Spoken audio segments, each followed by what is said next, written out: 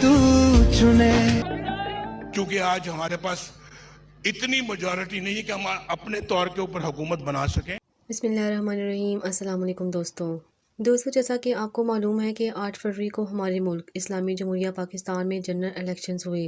करोड़ों लोगों ने घर से निकल कर वोट दिया। हर किसी का पूरा हक होता है कि वो जिस पार्टी को सपोर्ट करना चाहे कर सकता है, लेकिन वो जिस पार्टी को वोट दे रहा है वो वोट उसी पार्टी को मिले, ये सबसे ज़्यादा ज़रूरी बात है। लेकिन बदकिस्मती से हमारे मुल्क में इलेक्शन के वक्त कुछ ना कुछ ऐसा होता है जिस पर यकीन करना मुश्किल ही नहीं बल्कि नामुमकिन हो जाता है। जैसा कि वोट डाले गए और उसके बाद वोट्स की गिनती का अमल शुरू हुआ, रिजल्ट्स बताए जाते रहे, लेकिन फिर रात को अचानक रिजल्ट आना बंद हो गए। इलेक्शन कमीशन ऑफ पाकिस्तान की वेबसाइट डाउन होगी, यहाँ तक कि जियो चैनल जो हर हल्के के लाइव रिजल्ट सिखा रहा था उनकी वेबसाइट भी डाउन होगी। और फिर दोस्तों यहाँ तक कि इलेक्शन कमीशन ऑफ पाकिस्तान भी कुछ देर के लिए चुप हो गया। अब इतने बड़े मुल्क की आवाम ये हक तो रखती है कि आखिर उनको बताया जाए कि रिजल्ट बताना क्यों बंद कर दिए गए थे, लेकिन ऐसा नहीं हुआ।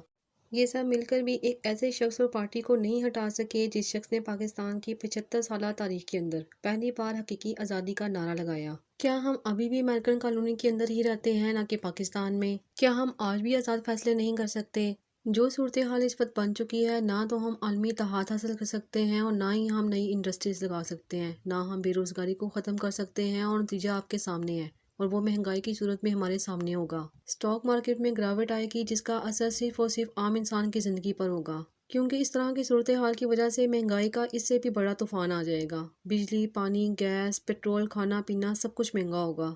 सियासी इस्तेहकाम ही किसी भी मुल्क की मजबूती में अहम किरदार अदा करता है, और ये सिर्फ उसी सूरत में मुमकिन है जब किसी मुल्क में साफ शफाफ इलेक्शंस होते हैं। यहाँ सवाल ये पैदा होता है कि आखिर कब तक हर 5 साल के बाद स्टाफ, सिक्योरिटी, प्रिंटिंग, जलसों के नाम पर अवाम का दिया हुआ अरबों का टैक्स इसी तरह से ज़ाया होता रहेगा, और नतीजा आप सबके सामने है। आखिर कब अरबों के बैग किसी दूसरी जगह मुंतकिल नहीं किए जाएंगे? कब ये सियासतदान अपने ज़मीर का सौदा करना बंद करेंगे? आखिर कब आएगा वो वक्त जब हम आलमी एतमाद हासिल कर सकेंगे और हमारे मुल्क का भी एक नाम होगा? दोस्तों, मेरे ख्याल से हमारे मुल्क में भी यूरोप जैसा इलेक्शन का निज़ाम ही मुतारफ़ होना चाहिए, जिसके अंदर वोट डालने वाला शख्स एक डिजिटल मशीन पर सिर्फ अपना अंगूठा लगाता है और अपना वोट कास्ट करता है, उसके बाद अपने घर आ जाता है। ना कोई धांधली का इल्ज़ाम लगाता है और ना ही इंसाफ के लिए अदालतों के चक्कर। मुल्क पाकिस्तान में एक बार फिर से धांधली का शोर है, एक बार फिर से नताइज बदले जा रहे हैं। सारा दिन नेटवर्क और नेट सर्विसेज को बंद रखा जाता है, लेकिन इलेक्शन कैंपेन मुकम्मल होने के बाद भी इन सर्विसेज को बंद ही रखा गया। आखिर ऐसा क्यों? नेट की वजह से और ये कम्युनिकेशन की वजह से ही प्रॉब्लम्स आए हैं, जो रिजल्ट्स डिले हुए हैं। हाँ, बट ये बड़ी फजूल किस्म की एक्सप्लेनेशन है। दोस्तों, आखिर कब तक हर 5 साल के बाद अवाम का दिया हुआ करोड़ों का टैक्स इसी तरह से ज़ाया होता रहेगा?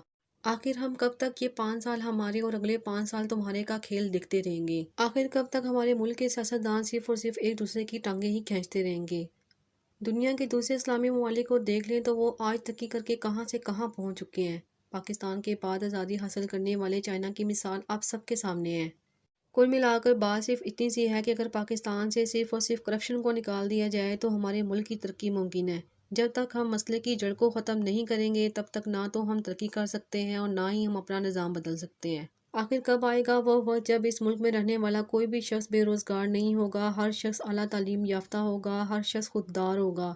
वो कोई भी इस वजह से नहीं मरेगा कि उसके पास इलाज के पैसे ही नहीं थे। कब हमारी भी जान इतनी ही कीमती होगी जितनी कि अमेरिका में रहने वाले एक इंसान की? कब हमारे कल्चर की भी इज़्ज़त होगी और एक नाम होगा कि दुनिया असल मानों में हमारी इज़्ज़त करेगी? आखिर में मेरी अल्लाह ताला से ये दुआ है कि वो हमारे मुल्क पाकिस्तान और उसमें रहने वालों की सबकी हिफाजत फरमाए और हमारे हाल पर रहम फरमाए। मौजूदा मुल्क की सूरत हाल और इलेक्शन 2024 के बारे में आप सबकी क्या राय है? दोस्तों, हमें कमेंट करके लाजमी बताइएगा, हमें आपके जवाब का इंतज़ार रहेगा।